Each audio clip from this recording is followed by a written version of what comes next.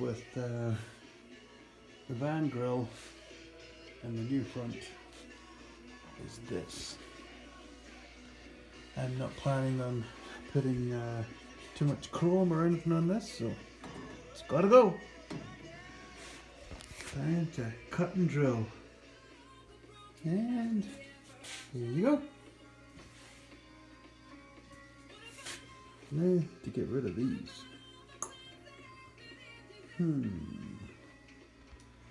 Okay, so what do you do when you have a new welder on the way? Yeah. For all you Canadians out there, yeah, it's a Princess Auto special in the flyer. And like they all say in the other YouTube videos, when these are on sale, you literally can't make them for the same price. If you were to get all the parts, all the bits and bobs and hardware and all that stuff, yeah, so cracking deal.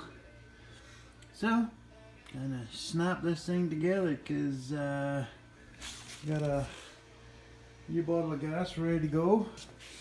The big welder that's over there, it's going to the other workshop, and then the new welder will be here shortly. We'll go right here. So I'll bring you back. And drum roll.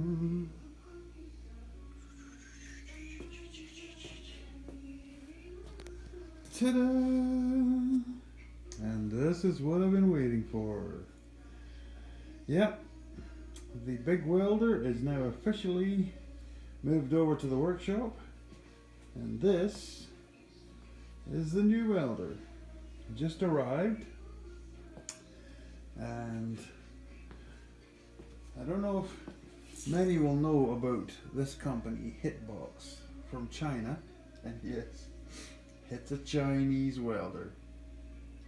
Now, before everybody starts clambering to say, "Piper Dog, what are you doing?" Funny part is, this is the company that makes the gubbins for a lot of the other welders. And so, try to get this on. Okay. Buggered. So, yeah, I needed a welder just for doing light work because my bigger welder, the fine tuning is not working as well as it once was, and it's an older welder. So, I still had money from my recycling, and I figured, what better way?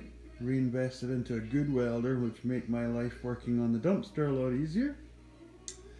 So I got a new bottle, had to get that one refilled. This is the Princess Auto Special. Normally $120, on sale $50 for a welder cart. And yeah, you couldn't buy the part and make it for less than that. So yeah, this welder, free shipping from China, $500. Now that's cheap, but when you consider that it's a 200 amp welder and it's a stick welder, otherwise known as arc, proper earth clamp, as you can tell by the copper strap inside the jaws, both sides are current, and then it's MIG. So there's the hoses, and it's gas, like you can do gasless, but it's gas. MIG, proper MIG. But it's also TIG. So it is a 3-function welder. The only thing I had to get that the welder did not come with is the regulator, and they were on sale, so I got that. That cost literally twice as much as that. So it was about $100 and something odd for the regulator, but it's a proper one. So yeah, $500, free shipping, though I had to pay $20 import charge. Thanks. And as you can see, it's all digital function, so it's you can fine tune all of the settings in it. Came with all the parts, and it came with a free spool of wire. Though the instructions for this are not great, but there's a few videos on YouTube. I think this is flux core wire. I'm not sure because there's nothing to tell me what it is. But I will be buying a proper roll of wire. I think I still have some wire left over from my other welder, but I want this set up with smaller wire because it turns out my big welder was running heavy wire. I think it was 3.5 to 0.4, like it was heavy wire. So this one here is going to be set on 3. It's got rollers, another set of rollers set up for 0.8 mil. So yeah, this will just be getting used for fine stuff, but I'm really keen to try TIG. I've never done it before. So I'm gonna get this all hooked up and get to work. Well, cattle yard update. Got a whole bunch of these. That's right. Mummies everywhere. Some mummies a little more nutty. Hello, mammy. Lunchtime. Babies. Yeah, they are everywhere. Isn't that right? What do you think? Is there lots of babies still to come? Oh, you're just going to walk away from me, aren't you? How are you doing? Sweetie? Some might wonder why this bell ring is sitting here doing, well, not doing what it's supposed to be doing. This is what we use to go in and grab a calf to do any medications and stuff. That way we don't get killed by one of these 1-ton terrors.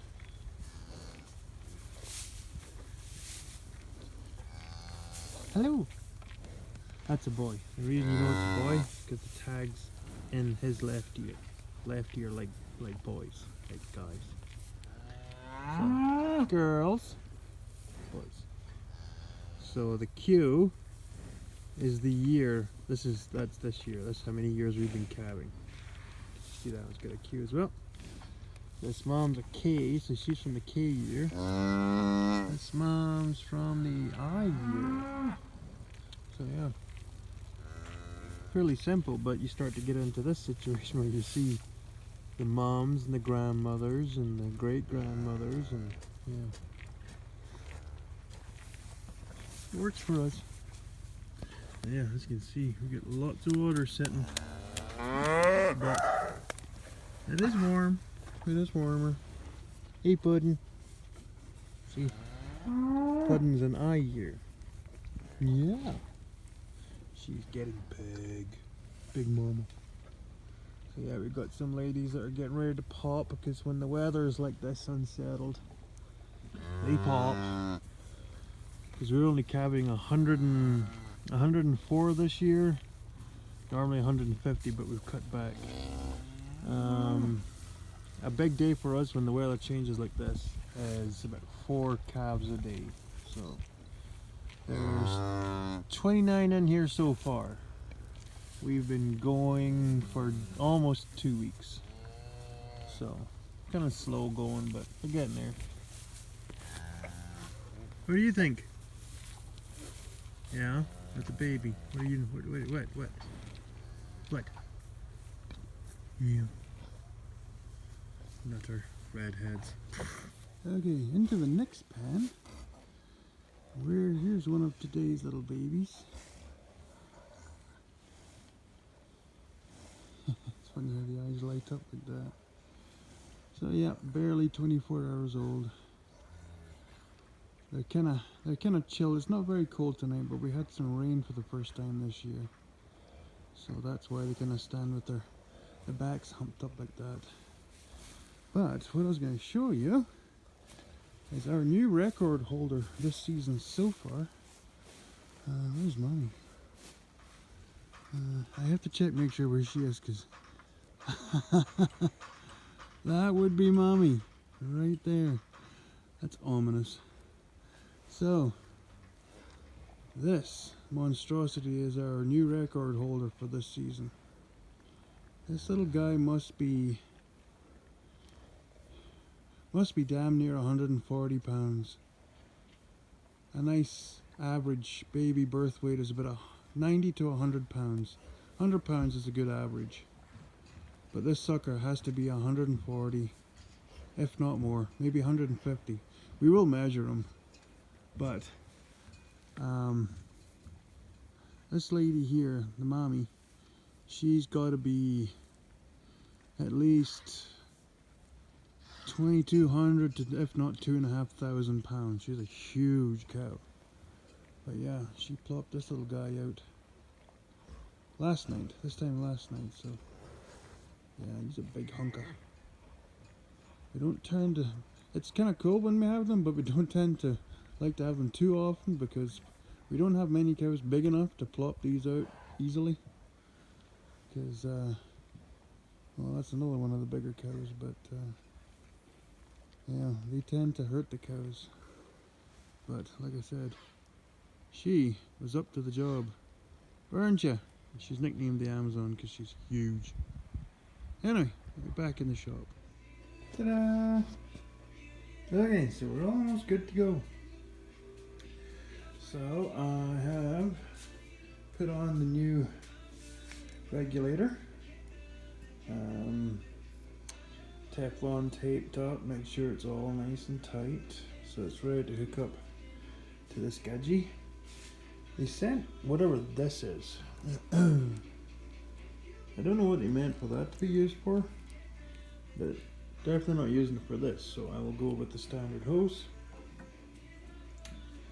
So the MIG gun's hooked up. It's got the .030 nozzle in it, so I'll be getting that wire for it. I think that's the wire that's there, but I think I'll keep that for a backup. So I have some goggles, welding goggles, for doing the TIG and for doing the plasma. Not exactly happy with the earth clamp. Like, it's a great clamp because it has the way you know a good earth clamp is because it has this bridge in there. That way it has power for both sides. But it's the world's shortest earth clamp, so I don't know. I might just make my own. So the TIG is hooked up. I just need to get a trigger for that. I gotta get another plug-in end for that.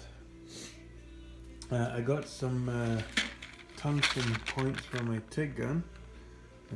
Thoriated, I heard, were just good for standard work. 160, because I'm not exactly going to be doing any heavy duty stuff. And then I also picked up some aluminium rod and some steel rod, 1/16 also.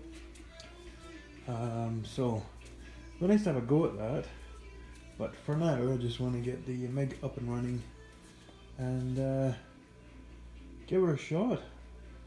Kind of exciting and nice to do some fine work. So hopefully, and like I said, sorry for the lack of updates, but like I said, we're calving and 17-hour days and all that good stuff. So, but hopefully get back to the dumpster. So, tell you bye, I'm way to bed.